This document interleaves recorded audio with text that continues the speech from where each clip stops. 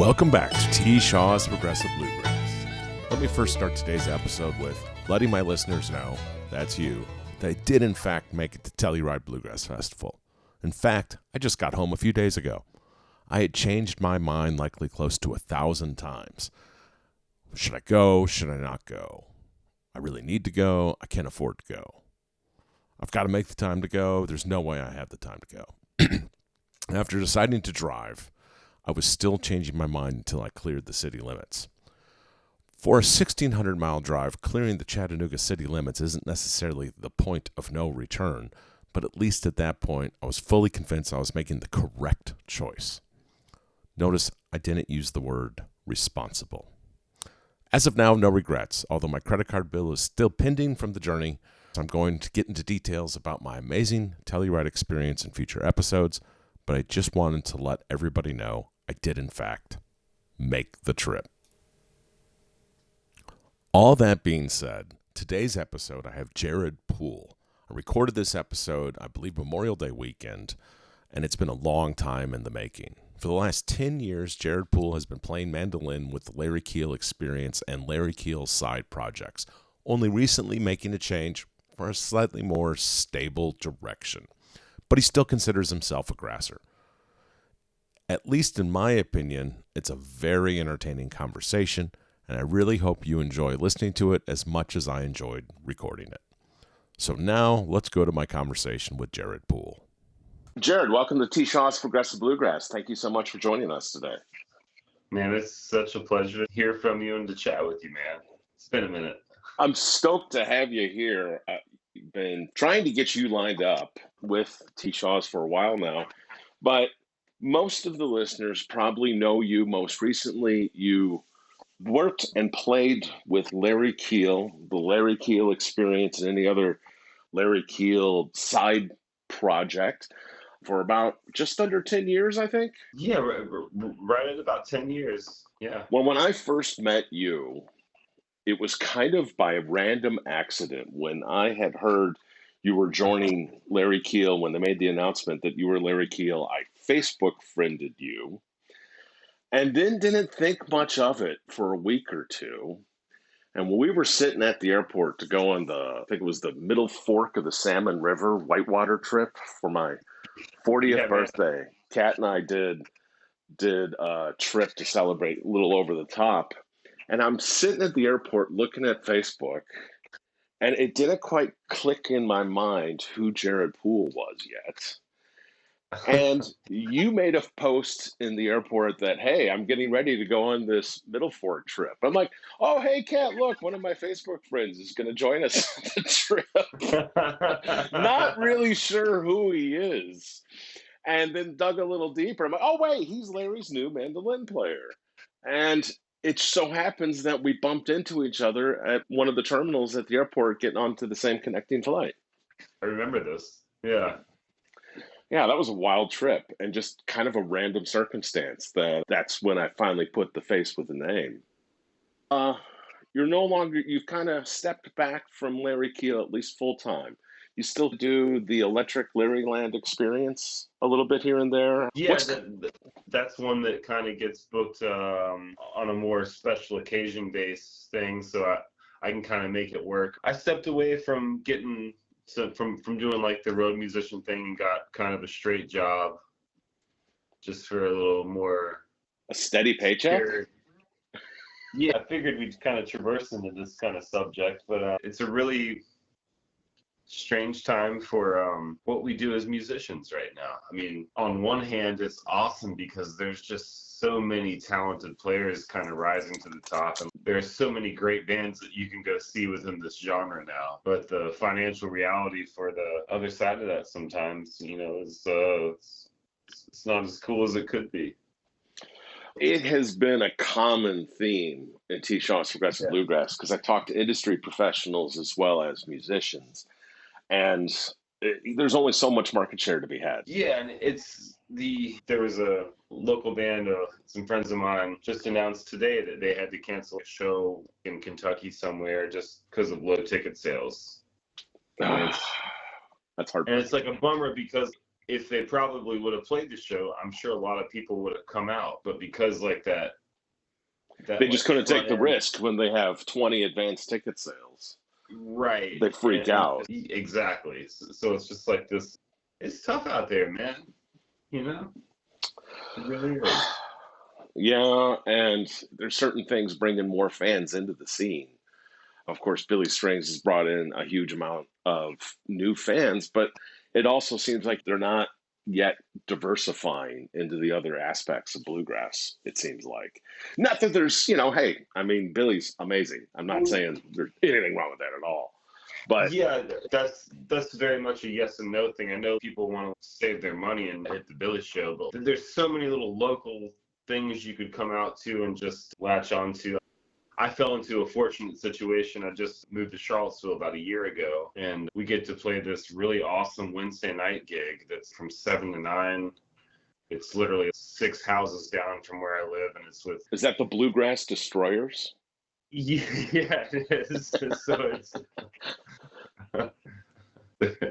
Yeah, it's the Central Virginia Bluegrass Destroyers, which is Really? a fantastic name. That is a fantastic name. How did that come about?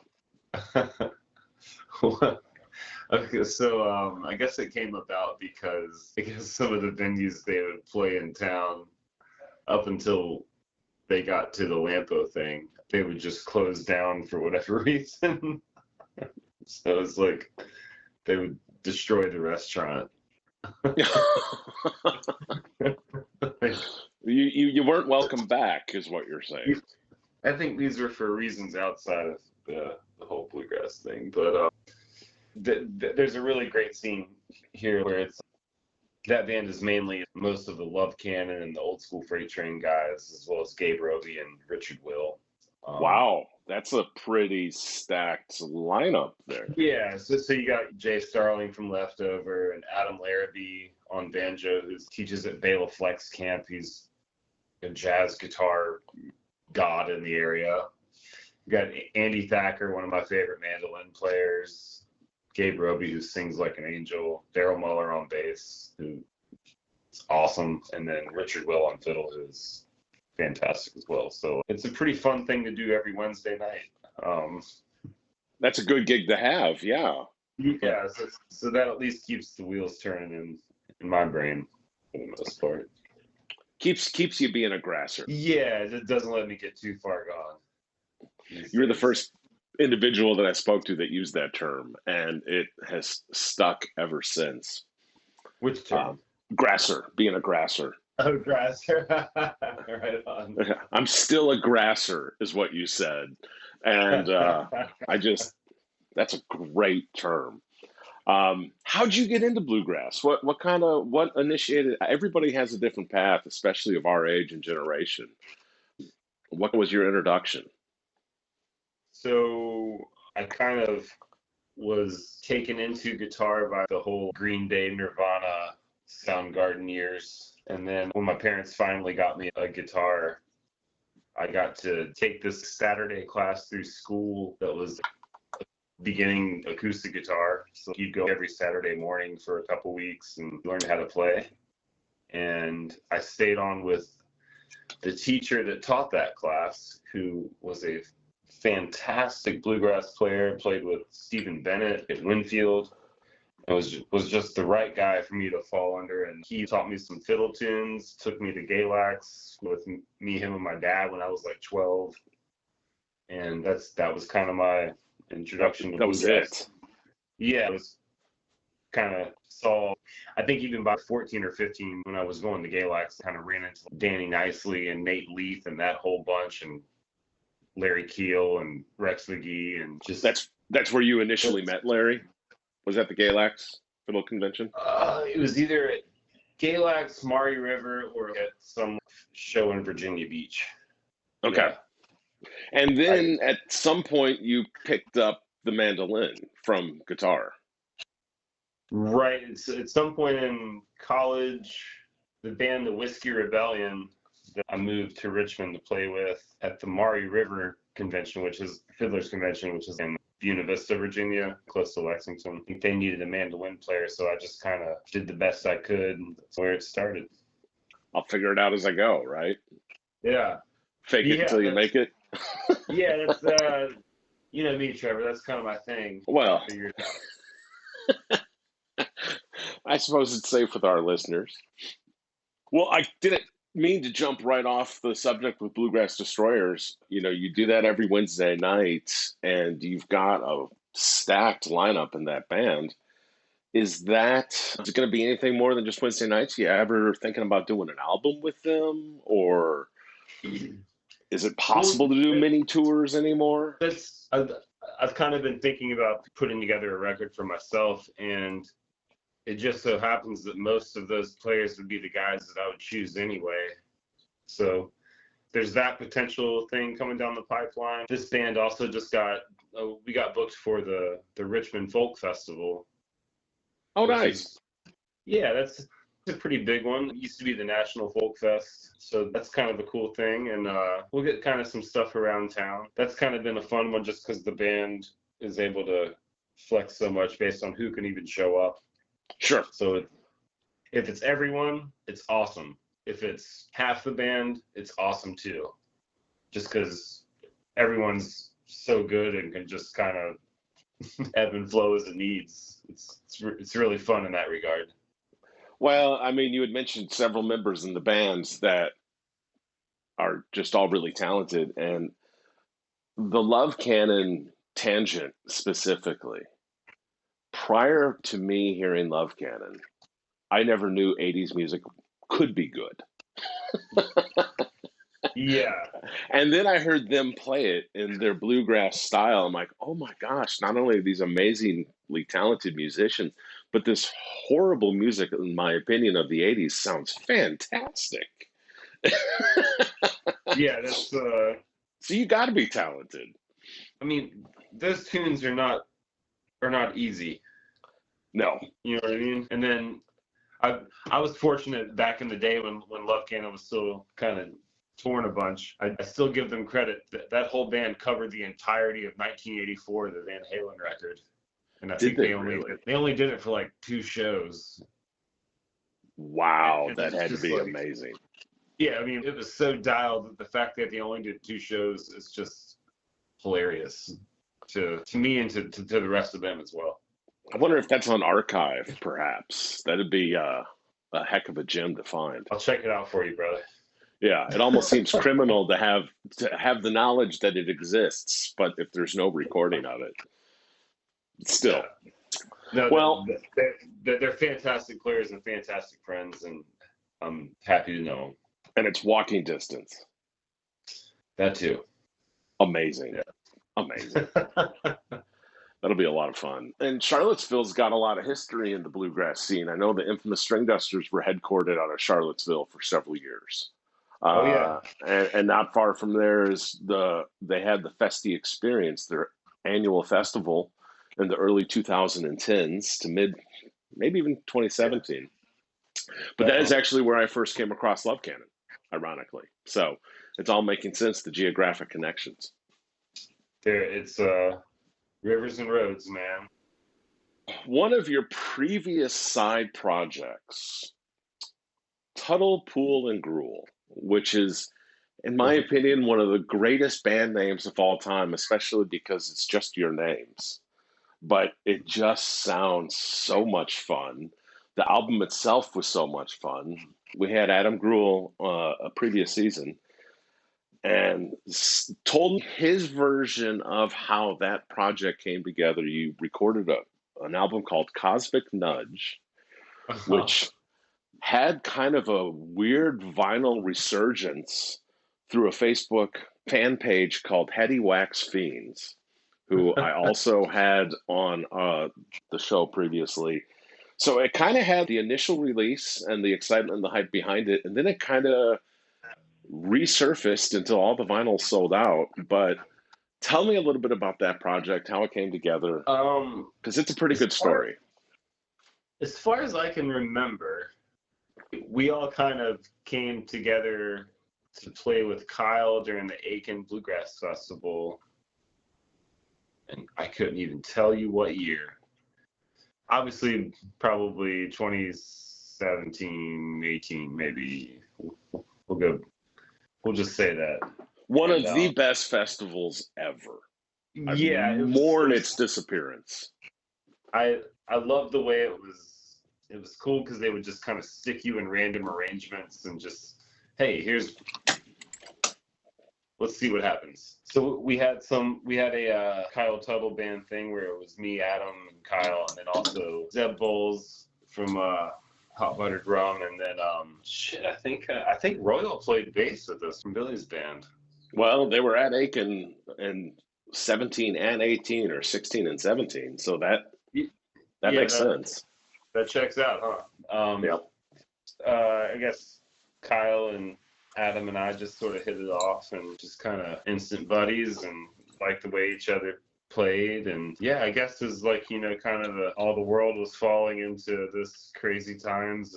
Adam had some studio time out at Pachyderm Studios where they did, it's like the place they did in Utero was that studio. So we flew out there and just put together a record in about 2 or 3 days. And that was during COVID, correct? Yeah, that was during the those times. I think it's remarkable that album was done on the fly, basically. There was no prep at all, wasn't it made a phone calls? We've got access to a studio. Let's do this. Yeah, it was it was certainly less than 3 or 4 days of notice. And had you ever played those songs together before, or was it all, not only are we playing it for the first time together, we're going to go ahead and record it and put it on an album? That sounds right. That is remarkable. Yeah. That is remarkable. What are you doing this weekend? Nothing. Let's do an album. Okay. Yeah. Was there ever a possibility? Which is funny. I was just gonna say, it was funny because it's like, can you do this? It's like, well, yeah. It's like, man, I really don't have anything else going on anyway. If you haven't, it's like the middle of January or February, and we're flying to Minnesota, Wisconsin, or wherever it is. I guess Minnesota. It's cold. Yeah, I'm from Virginia. That's not a place I go that time of year. No, I frequently go back to Chicago suburbs for the holidays and get a little taste of winter, and I'm happy to come back south. Yeah, that sounds crazy. Yeah, I mean, people choose to live there. Okay, but any chance that trio might ever have an opportunity again? Well, I think there's a good possibility, and it's because I'm pretty sure we're all going to keep the same names from here on out, so we can always rely on that. But yeah, I think it would be fun to get together with those guys again. We've chatted about it. It's just everyone's so busy right now, and Kyle and Adam are both still kicking so much ass on the scene. I'm so proud of them. That's awesome. Yeah. Yeah, I need to get Kyle on here one of these days, so I'll have all three of the trio represented at some point. I remember your Halloween performance that year where you were all in unique costumes, and I've got a couple vids from the YouTube page that I'll share in the liner notes today. But that was a special project, a special time. I'm glad it happened. Yeah, that particular Halloween costume, we got dog costumes with knighted helmets, so we could be 3 Dog Night. Okay, we'll definitely share some videos now. That's amazing. And I think we did. I think we at least did Joy to the World. The Jeremiah was the bullfrog song.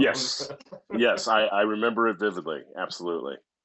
Yeah, well, that was why we did it. That's awesome. Yeah. That is awesome. This is a perfect opportunity for a quick message from our sponsor. Stick around because we've got some great stories coming up. 1, 2. It's a big purchase, it's a big deal. Trevor Shaw knows exactly how you feel for refinance or a new home. Trevor Trevor Shaw will help you get your loan. Trevor Shaw will help you get your loan. Hello, I'm Trevor Shaw. I'm not just a bluegrass aficionado. I'm a bluegrass aficionado that's a mortgage loan officer at Chat Mortgage in Chattanooga, Tennessee. I'd be honored for the opportunity to help you get your residential mortgage loan or refinance anywhere in Tennessee and Georgia. From veterans using their hard-earned benefits to first-time home buyers needing down payment assistance to retirees finally getting the home they've always dreamed of. Call or text me today at 864-50-TSHAW. That's 864-50-TSHAW. It's a big purchase, it's a big deal. Trevor Shaw knows exactly how you feel for refinance or a new home. Trevor Shaw will help you get your loan. Trevor Shaw will help you get your loan. Chat Mortgage is powered by Alameda Mortgage Corporation, NMLS number 271603. Chat Mortgage is located at 6205 Lee Highway, Suite 301, Chattanooga, Tennessee, 37421. Phone number 423-591-9801. Trevor Shaw, NMLS number 929381. You know, one of the coolest things about bluegrass that I'm sure you would agree with is the collaboration opportunities. And yeah, whether it's at a festival or even, you know, an opening band with the primary band. But I know you've had your fair share of collaborations. I've witnessed you play with John Stickley before. I've witnessed you play, obviously, with Larry Keel, with Billy Strings. What was kind of the initial big wow moment? Did you get an opportunity to play with a hero? Or tell me about, like, the pinch me moment of collaborations. Oh, man, that's a really good question, man.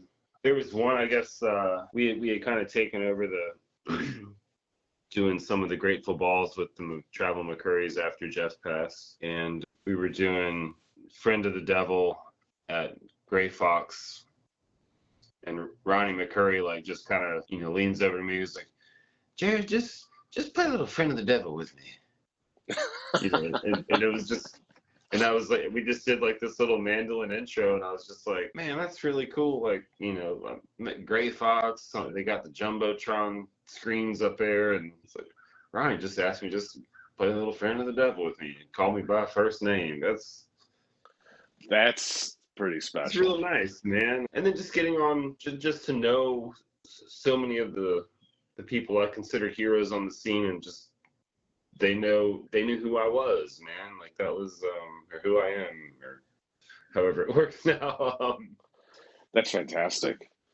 Yeah, it was nice. It was nice to just get to know them as people, just to kind of remove the veil of just obvious respect for their musicianship and prowess, but they're all just really great people too. That part's cool. And Ronnie is a special character too. I mean, obviously legendary. Oh, and everyone in the McCurry camp, in the band, across their whole crew, they're the best.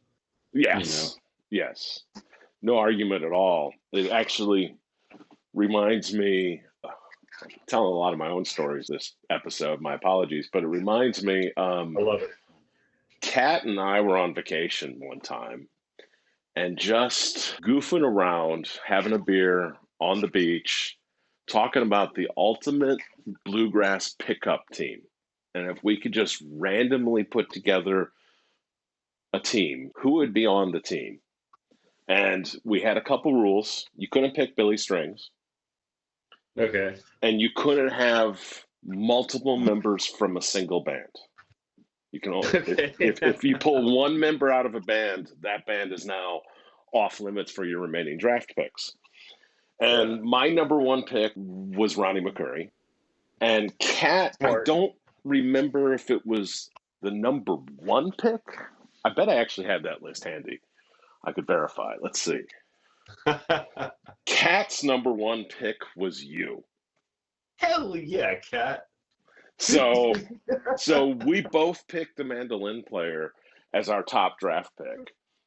But it's just funny that was the story you mentioned as the initial pinch me moment, because it directly coincides to our draft choices that day.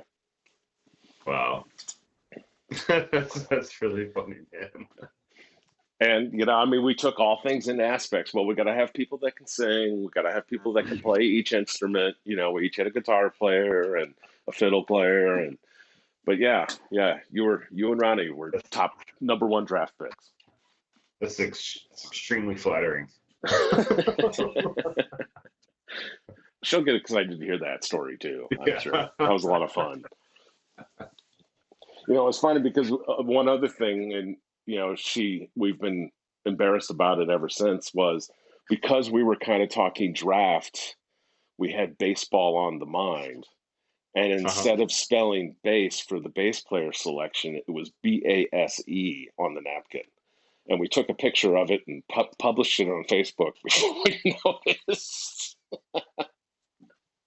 Ain't no spell check when you actually write it down, man. So it happens. Yeah. You know what I mean? We were just writing it on bar napkins, and neither one of us caught it. Could be bass players, Now that you got me talking about it, her picks were Jared Poole, John Stickley on guitar, Max Johnson on bass, Robbie McCurry on banjo, and G-Grass for fiddle. And oh man, let's get this band together. That sounds how awesome. about it? And then my team was, I had Ronnie McCurry on mando, Travis Book on bass, Kyle Tuttle on banjo, Michael Cleveland on fiddle, and Larry Keel on guitar. Yeah, put that shit on the road, man. That sounds like a good little run. Or we got to get all those bands together at a single festival and have side projects. Have like the Super Bowl championship of bluegrass or something. That was like the Aiken bluegrass style, man. Yeah. There's been some super groups there for sure. And I feel like there was that guitar jam. I know it was at least like Larry, Stickley, Billy, and Vince, and it was Guitar Mageddon. Yeah, it was. I think Falco was up there too. It was dumb. It's like I think I got one of those videos too. Let's do it. Let's make it happen. That'd be a lot of fun. I love it, man. The logistics of getting everybody together. It's easier than you think, but it winds up being hard. You can get some of the pieces to fall into place, but it's hard to get all of the pieces to fall into place. So, ain't that the truth? Herding cats, I'm sure. Yeah. That's the way it is, man. Well, in addition, okay, so you told me about the very first pinch me moment like that. I can't believe this is happening. Was there an additional opportunity where you just, I don't know, couldn't believe it? Times in the music life, I can't believe I'm doing this for a living. Yeah, I guess it's been about a year ago now. I'd gotten the opportunity to play with Peter Rowan a few times before with Larry at different festivals and stuff. Outstanding. And, had this opportunity to go down to a place called High Vibe Holistics down in the Outer Banks of North Carolina. Okay. And Peter Rowan was playing there, and I happen to know the owner, Emily and Greg Howe. Greg was a great bass player, and he had us out, and we wound up being Peter's band for the last half of the night. Wonderful. Yeah, and Peter kind of leaned over to me and asked me if I wanted to sing In the Pines with him, and I'm like, sure, man. If you're asking. Yeah, it's like I don't even know if I know the words. Luckily, I remembered every verse, and he sang the tenor on it and made me sing the lead, and I was just freaking out, man. Oh, can't even imagine. And then I think we did like Walls of Time together and Midnight Moonlight, so it was like all the hits. Whereas before, I wasn't singing lead with him, man. Like him taking the tenor, like that was a pretty special, like just intimate time with him, man. And then just got to chat with him for like hours after the show, and he was just so kind and such a great spirit. That's really special, no doubt. Peter Rowan is a living legend. Yeah, he just kind of, he doesn't even like really walk. He just like floats in and out. And I don't even know how to describe it. I think you just did. Yeah, it's like a plume of smoke, and it's Peter. And it's Absolutely. Yeah. Have you ever been to Telluride Bluegrass Festival? I never have. I haven't either. It's a bucket list for me, and I'm trying to find a way to make it this year. A local Let's band, go. Randy Steele and the High Cold Wind, is going to be in the band contest, and Randy's so nice, man. he really is. He really is. He's Tennessee royalty, man. I like that guy.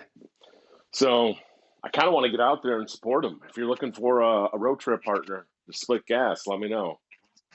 Well, That's coming got a up. buddy I've got a buddy that can maybe get me in, so we can figure this out. I need to, and I hope by the time this episode airs, I can successfully say I made it. But boy, howdy, it sure sounds like a great idea after a couple of beers at night, and then the next morning you look at your bank account, and you're like, no way. You're gonna do that anyway, man. You know? Valid point.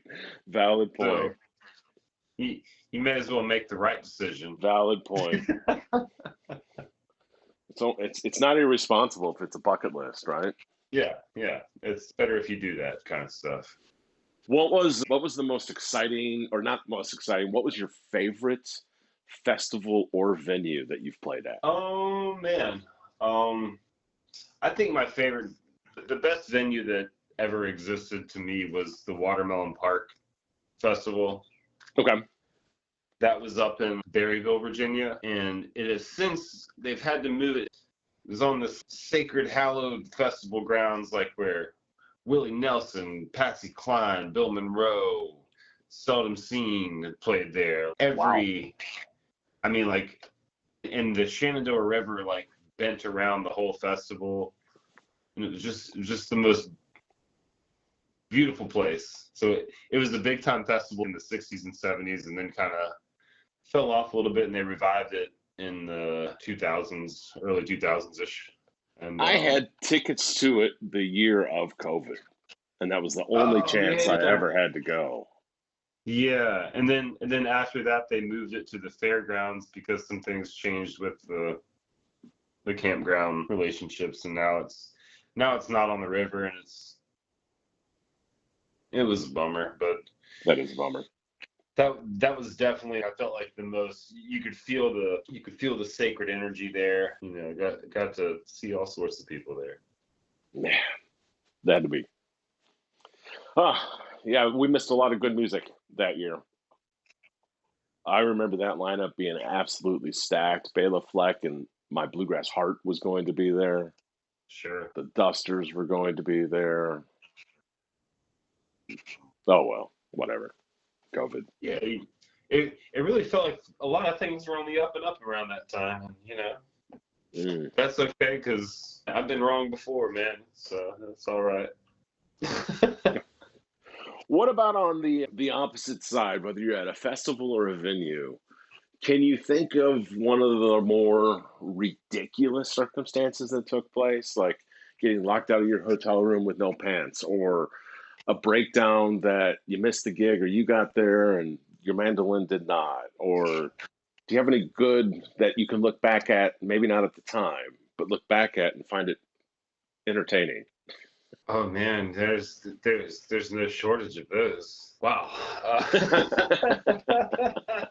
That's really funny. Oh man. Stumped you.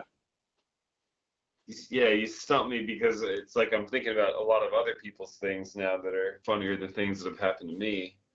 Well, tell us one of those then. I mean, if you witnessed it or know about it firsthand, that's perfect. Yeah, there was one where someone was headed to a wedding, I believe, where you're supposed to be dressed up pretty nice. And were they going to perform at the wedding, or were they going just attending the wedding as a guest? Yeah, they were going to perform at the wedding. Okay. And woke up and realized that their things weren't as clean as they needed to be, so they threw them in the washing machine, and subsequently did not have time to dry them, at least the pants. So this person figured that they would just drive to the gig and tie the pants to the roof of the car so they would dry on the way there. Oh, it's genius. Yeah. And then once they got there, they would just put the pants on and it would be like awesome. I guess, however, they were not as good at knotting as they should have been. So at some point they were as good at knotting as they were at laundry. Yeah. So the pants flew off at some point during the ride, did not make it to the wedding. So this person showed up with a nice shirt and no pants. Was he wearing pants in the car? Or did he literally arrive with no pants? I believe it was no pants.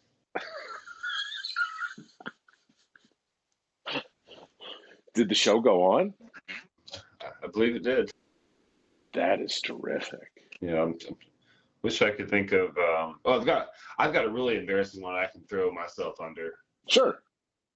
Yeah. So there was one gig at Dante's in Maryland where I don't know. I can't tell this. Actually, I can't tell this. I'm sorry. Never mind. Never mind. Got to protect the innocent. I can't do it to myself, man.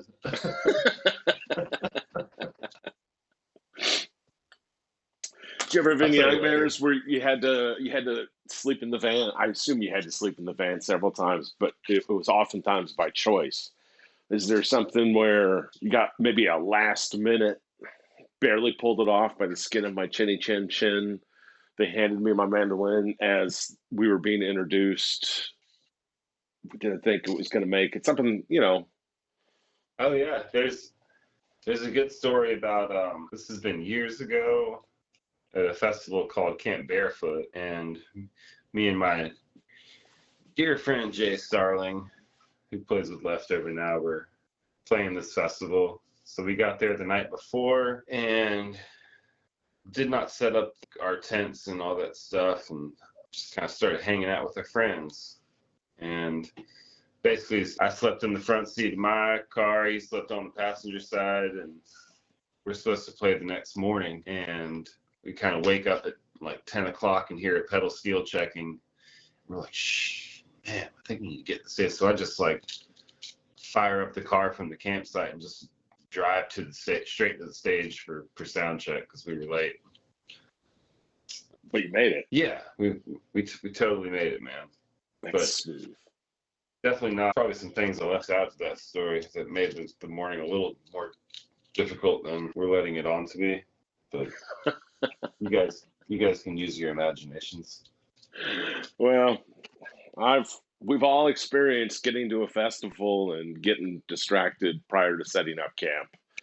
Yeah. You don't do it too often. Usually you learn from your mistakes, but it's easier said than done. You hop out of the car and hugs start taking place, and before you know it, instruments are whipped out.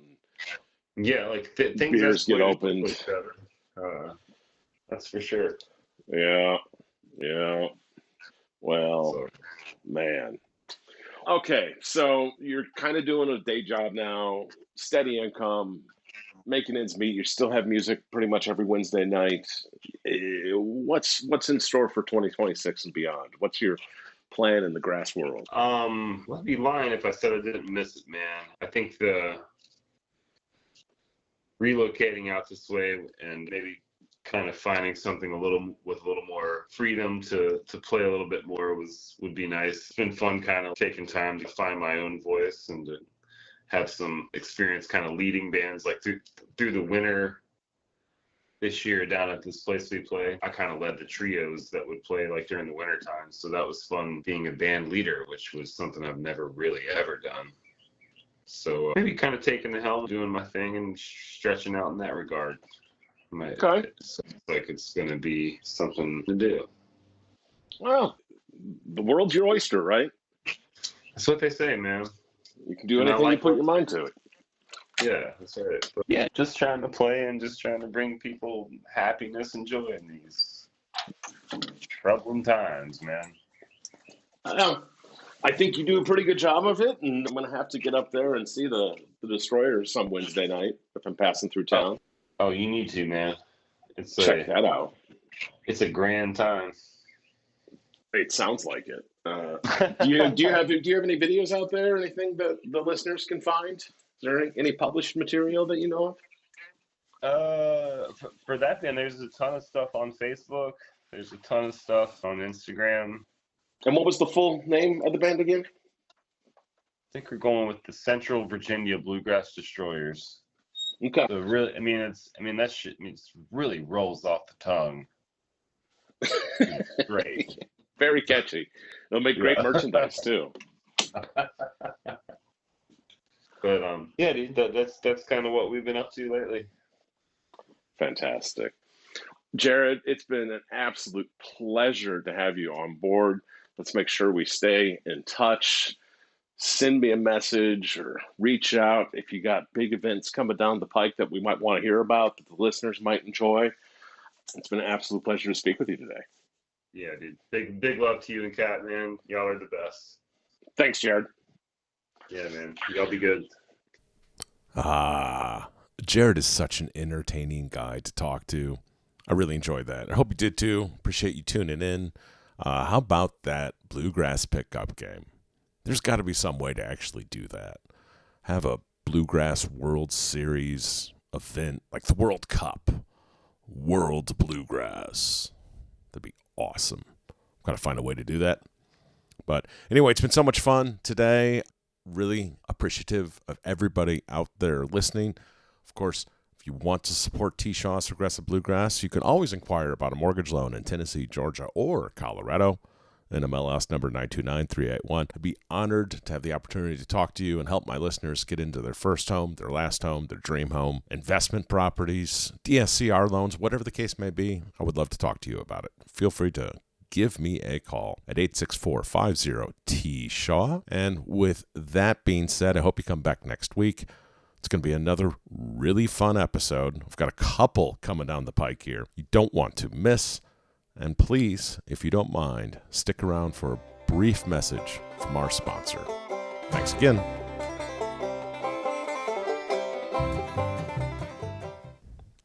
I almost forgot to tell you guys, make sure to check out the liner notes of today's podcast. I've got some tremendously awesome videos to check out. The first one is just the Bluegrass Destroyers. It is not my video. It's just a clip, but certainly worth checking out to see what the Central Virginia Bluegrass Destroyers are up to. The second one's going to be Tuttle, Pool, and Gruel. Jeremiah was a bullfrog / Joy to the World. That's my video from Halloween 2020. We talked about that earlier in this episode. Also, Tuttle, Pool, and Gruel, Lonesome, Ornery, and Mean from that same show where they're dressed in costume as Three Dog Night. Also, Kyle Tuttle's birthday bash in April of 2021, a Tuttle, Pool, and Gruel, My Gal, and Franklin's Tower, followed by the Aiken Bluegrass Experience, Fireball by Larry Keel and the Aiken Experience with Jay Starling, Andy Thorne, and so many more. Also, of course, Jared Poole. And last but not least, I believe that was 2017. And then last but not least, not sure if it's 17 or 18, but I think it's 17 as well. Culpeper Woodchuck, the Aiken Supergroup, which amongst others included is Billy Strings. So totally worth checking out. Now, please hang out for a quick message from our sponsor. 1, 2. It's a big purchase, it's a big deal. Trevor Shaw knows exactly how you feel for refinance or a new home. Trevor Shaw will help you get your loan. Trevor Shaw will help you get your loan. Hello, I'm Trevor Shaw. I'm not just a bluegrass aficionado. I'm a bluegrass aficionado that's a mortgage loan officer at Chat Mortgage in Chattanooga, Tennessee. I'd be honored for the opportunity to help you get your residential mortgage loan or refinance anywhere in Tennessee and Georgia. From veterans using their hard-earned benefits to first-time home buyers needing down payment assistance to retirees finally getting the home they've always dreamed of. Call or text me today at 864-50-T-SHAW. That's 864-50-T-SHAW. It's a big purchase, it's a big deal. Trevor Shaw knows exactly how you feel for refinance or a new home. Trevor Shaw will help you get your loan. Trevor Shaw will help you get your loan. Chat Mortgage is powered by Almeida Mortgage Corporation, NMLS number 271603. Chat Mortgage is located at 6205 Lee Highway, Suite 301, Chattanooga, Tennessee 37421. Phone number 423-591-9801. Trevor Shaw, NMLS number 929381.